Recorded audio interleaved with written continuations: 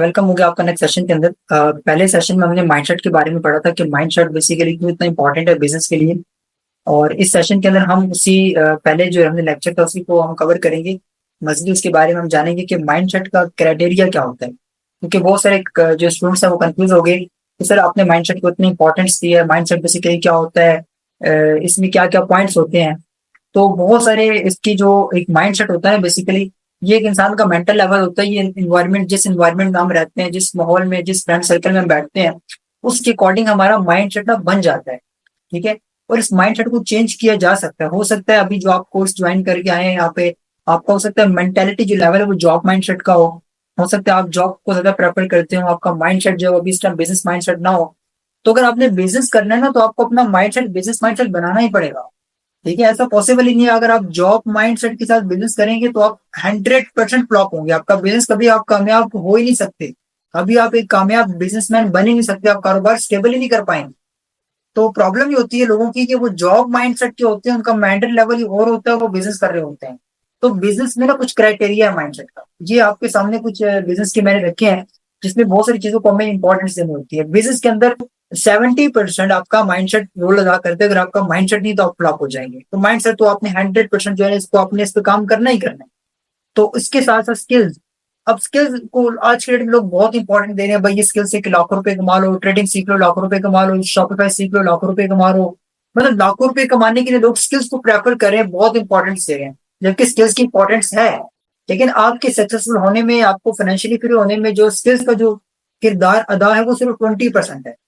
ये भी माइंडसेट की गेम के अंदर आपको समझना होगा कि स्किल्स आपकी सक्सेस के अंदर सिर्फ और सिर्फ 20% रोल अदा करती हैं। प्रॉब्लम ये है कि स्किल्स को हम इतनी इंपॉर्टेंस दे देते हैं और बाकी जो क्राइटेरिया जो कि इंपॉर्टेंट है उसको हम इग्नोर करते हैं। इसीलिए लोग स्ट्रगल करते हैं। अच्छे अच्छे लोग हैं जो मार्केट के अंदर सिर्फ अच्छी स्किल्स आती हैं, उनको अच्छा काम आता है, अपने काम में माहिर है वो लोग, अच्छे डेवलपर हैं, अच्छे डिजाइनर हैं, बावजूद इसके वो स्ट्रगल कर रहे होते हैं। इसकी रीजन ये होती है कि स्किल तो सीख लिया उन्होंने बट उनका माइंडसेट नहीं है। ये दैट इज प्रॉब्लम कि वो इस प्रॉब्लम की वजह से वो स्ट्रगल कर रहे होते हैं। अच्छा, नीचे आ गया कंपाउंडिंग। अच्छा, इससे पहले हम ये टच करते हैं कंपटीशन को। बिजनेस के अंदर कंपटीशन 20% रोल अदा करता है बिजनेस माइंडसेट के अंदर। वो उतना अहम उसमें नहीं होता। कंपटीशन जरूरी है मार्केट रिसर्च के लिए, अपने कॉम्पिटिटर को देखने के लिए।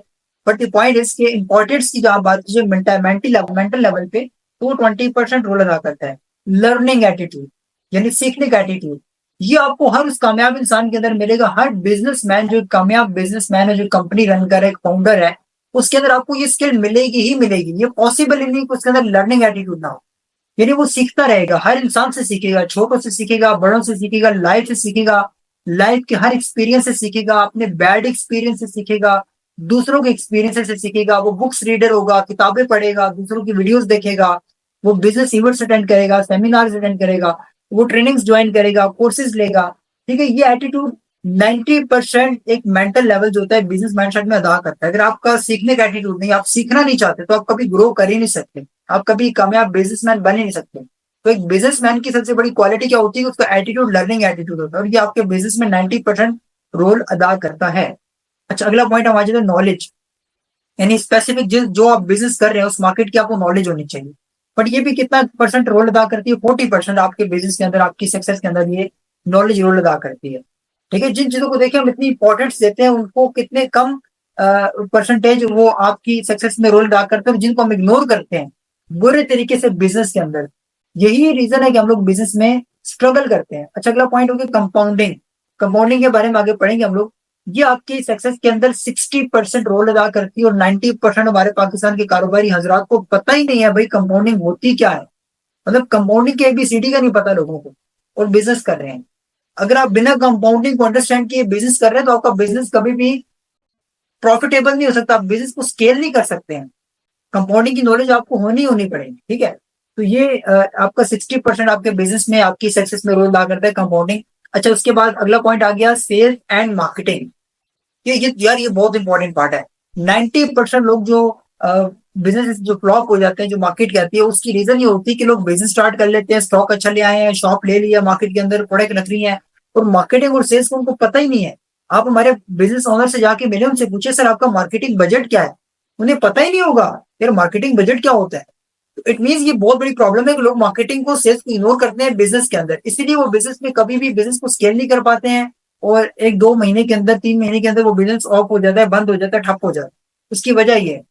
तो ये भी एक बिजनेस माइंडसेट होता है कि वो मार्केटिंग में, सेल्स में इन्वेस्ट करता है और उसकी नॉलेज लेता है और मार्केटिंग करवाता है, चाहे वो खुद करता है या किसी से सर्विस लेता है, लेकिन वो मार्केटिंग को, सेल्स को इंपॉर्टेंट देता है। वो नॉलेज भी लेता है, वो कंपाउंडिंग को नशर करता है, वो लर्निंग एटीट्यूड होता है, वो बुक्स पढ़ता है, दूसरों के एक्सपीरियंस से सीखता है, स्किल्स के ऊपर भी काम करता है, कंपाउंडिंग पे भी काम करता है, और मोस्ट इंपॉर्टेंट अपने माइंड सेट पे काम करता है। माइंड सेट का सिंपल मतलब ये है कि आप उन लोगों की तरह सोचें जिन लोगों ने कामयाबी को अचीव किया, जिन लोगों ने जिस थिंकिंग को उन्हें फॉलो करते हुए एक बहुत बड़ा बिजनेस क्रिएट किया, उस थिंकिंग अगर आप फॉलो करते हैं, एलोन मस्क जैसे, बिल गेट्स, जो वर्ल्ड के टॉप रिचेस्ट मैन लोग हैं, जो कामयाब लोग हैं, जिन्होंने अपनी फील्ड के अंदर सक्सेस को अचीव किया है, उनका थिंकिंग मेथड क्या था, वो किस तरीके से सोचते हैं, उनका वो किस तरीके से, इसमें एक बहुत पहली मैं आपको बुक रेकमेंड करता हूँ, थिंक एंड ग्रो रिच, आप लाजमी पढ़ें, उसके अंदर तमाम क्राइटेरिया इस चीज का बताया गया माइंडसेट का।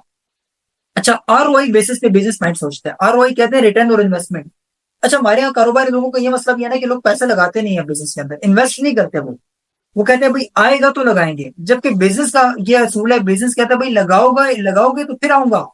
पैसा पैसे को खींचता है। हम पैसा मार्केट में लगाते नहीं है, पैसा बिजनेस में लगाते नहीं और बैठ के सोचते रहते हैं पैसा हमारे पास आएगा, ऐसा पॉसिबल ही नहीं है। आरओआई का मतलब होता है कि आपने लगाया कितना, रिटर्न और इन्वेस्टमेंट, और आपको आया कितना। इस बेसिस पे बिजनेस जो माइंडसेट होता है वो सोचता है, यानी वो प्रॉफिट्स में सोचता है। प्रॉफिट्स मतलब कि उसने कितना, बिजनेस ने मार्केट में पैसा इन्वेस्ट किया और उसके ऊपर उसने कितना रिटर्न उठाया, बेसिकली इसको कहते हैं आरओआई। आरओआई बेसिस के ऊपर एक बिजनेस माइंडसेट सोचता है, उसका मेंटल लेवल जो है वो प्रॉफिट्स में सोचता है कि मैं कहाँ पे किस तरीके से पैसा लगा के किस मार्केट में पैसा कमा सकता हूँ। वो लर्निंग पे काम करता है, वो स्किल्स पे काम करता है, वो मार्केटिंग सेल्स पे काम करता है, कंपाउंडिंग को समझता है, कॉम्पिटिशन को समझता है, स्किल्स पे काम करता है।